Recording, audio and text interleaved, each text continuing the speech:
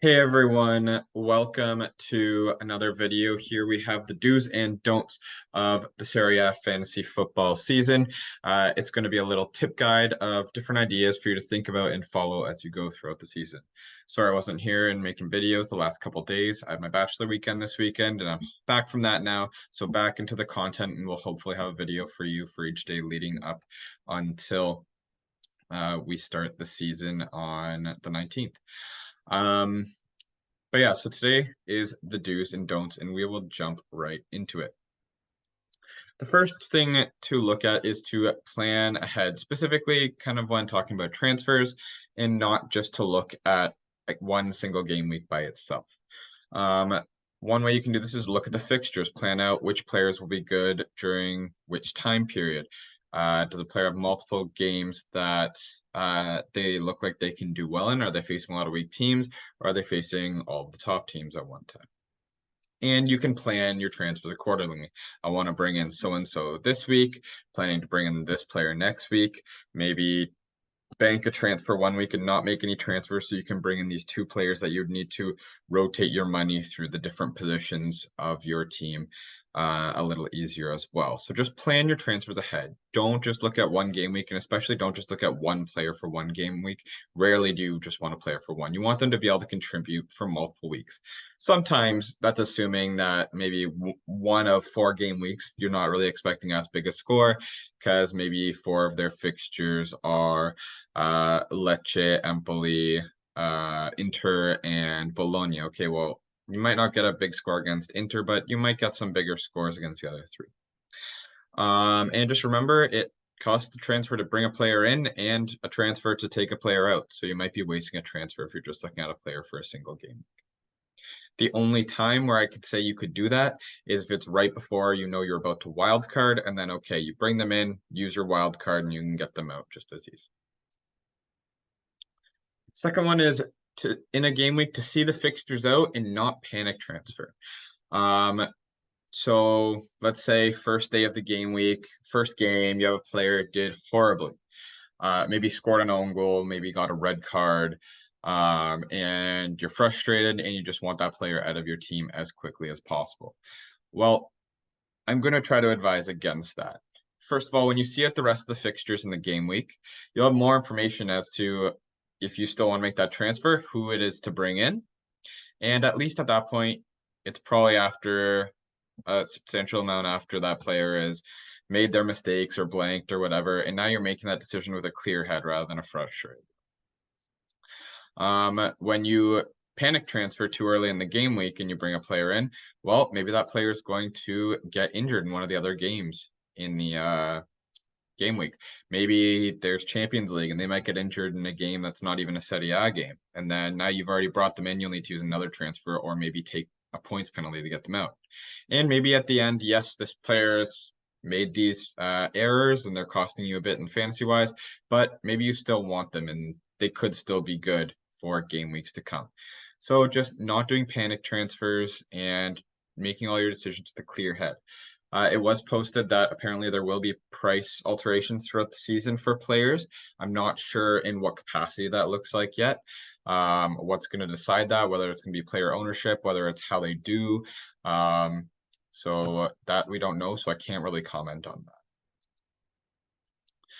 The next one is do bank transfers if possible. This Serie A Fantasy is interesting as it allows you to bank up to 4 transfers in your team.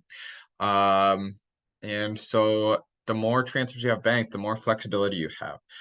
When you only have one transfer, it has to be a transfer for the same position. When you have multiple, you can kind of move the money around a little bit. So the more free transfers you have, the better because you're not spending points. You wouldn't have to use your wild card.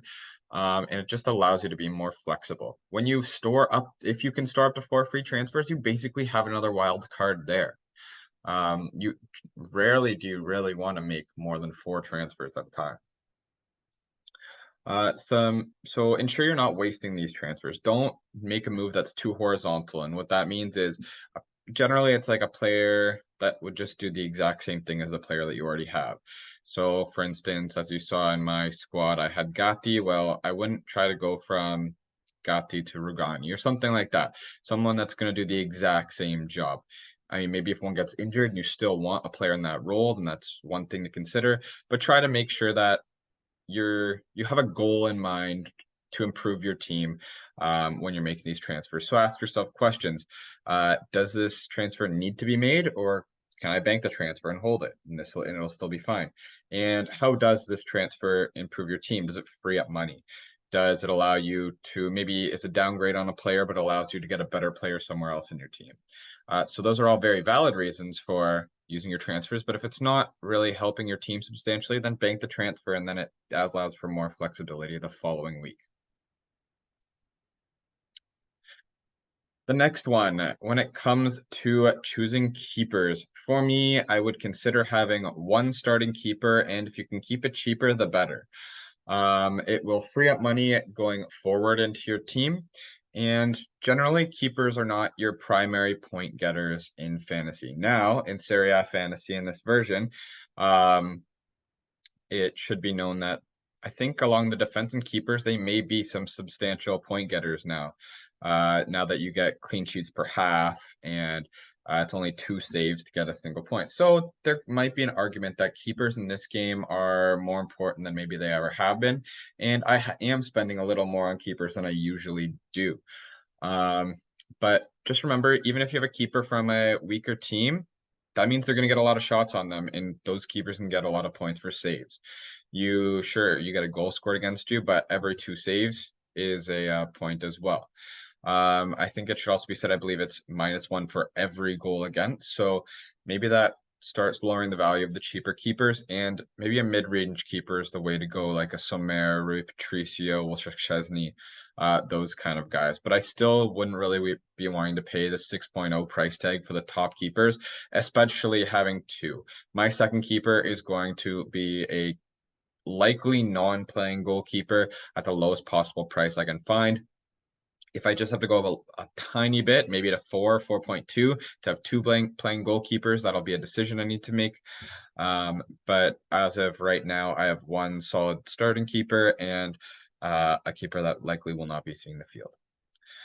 If you do have 2 expensive ones, like I've seen people in the past, let's say Provedel and Rui Patricio, well, you're going to have a substantial amount of money on your bench every single week, and that gives you less money to use for your players that you want to be scoring goals, getting assists, and so on and so forth.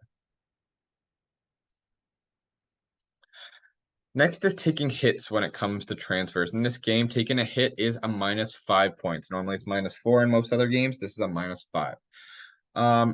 I first want to say don't shut yourself off to this idea completely. Sometimes you need to take a hit, and you could be hurting if you don't. But avoid this at all costs. Like I said, this again goes back to planning your transfers. If you plan your transfers well, you probably can avoid taking too many hits during the season. 5 points is a lot to sacrifice. That's like a goal for most or clean sheet and stuff like that, that now you're just counteracting a transfer with rather than getting yourself up the ranks. And when you make that transfer, try to tally what you think that player is going to get you in the long run. Will it outscore those 5 points you're paying? If so, okay, it might be worth it. But if not, maybe just take the week and wait till you get your new free transfer next week to make that change.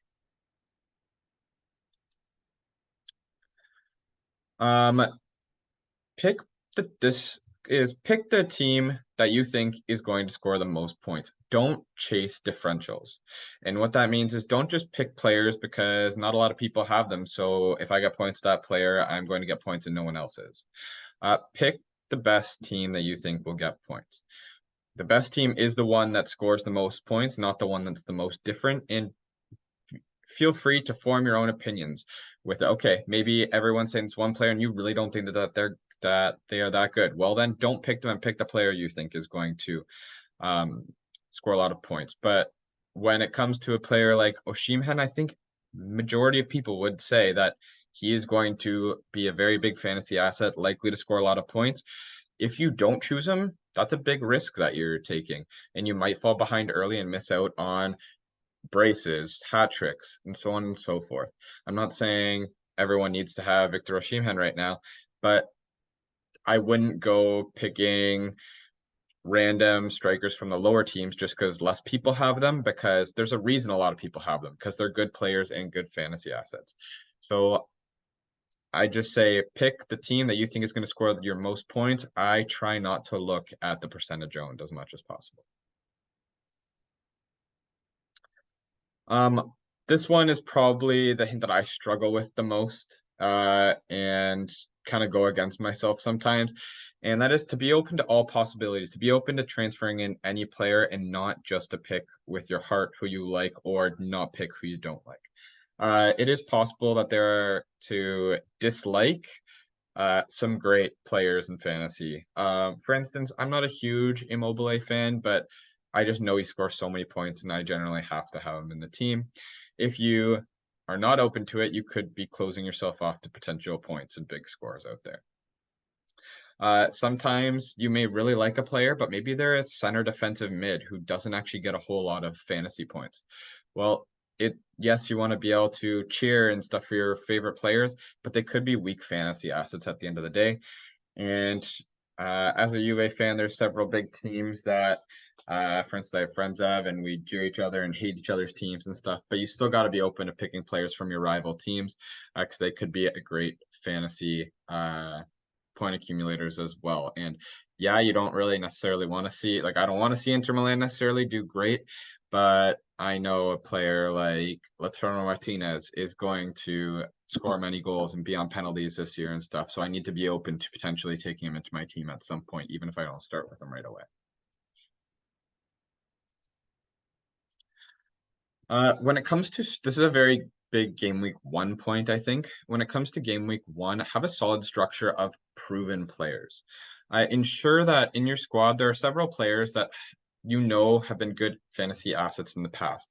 These are your players like Rafael Leao, Chiro Immobile, Victor Osimhen. I don't want to put Kvaratskhelia in that area yet, just because he's only shown it over 1 season. I mean, he's done great in his only opportunity that he's had, but the consistency still isn't there. But making sure that you have players that have been good over multiple seasons, because you know that they're going to score you points at the end of the day. You don't want to take a chance on a bunch of new players and take a bunch of blanks, because they often don't start in the team right away.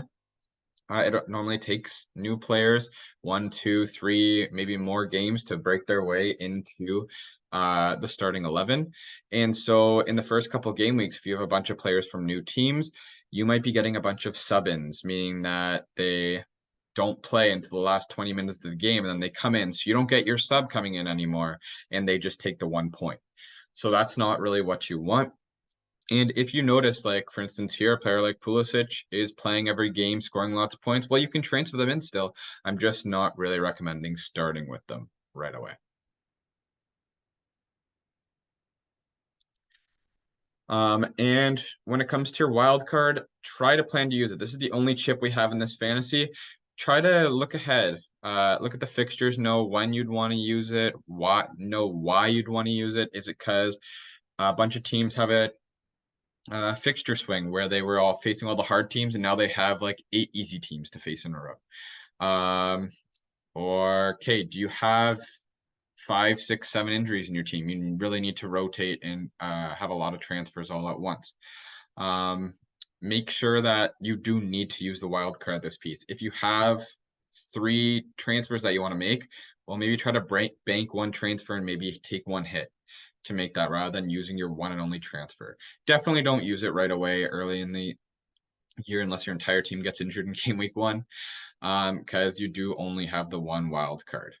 Also keeping in mind that banking transfers can get you something that kind of resembles a wild card at the end of the day, though. So that's something to keep in mind as well. Maybe take some of the pressure off the wild card a little bit, but make sure you're really focusing on when to use that wild card. And the last tip is don't play by yourself. Talk to other Serie A Fantasy fans and managers. Tell them what you think. Agree, disagree. Let them know your own opinion. The best thing that you can do, though, is to subscribe to the channel. Join our league. I'll put the code in the description. It's really fun. I'm happy to say what I think, and I'm happy to hear what you think as well. A couple of videos, some people have disagreed. Sometimes I miss things, and I had some inaccurate information about some of the players, especially in the attackers video. Um, but yeah, read the comments, see what people are saying, and hopefully maybe that'll help you pick between two players that you couldn't decide between, or find up some ways to free up money. Anyway, all are welcome. Thank you for watching. Don't forget to like, subscribe, and I'll see you next time. Take care.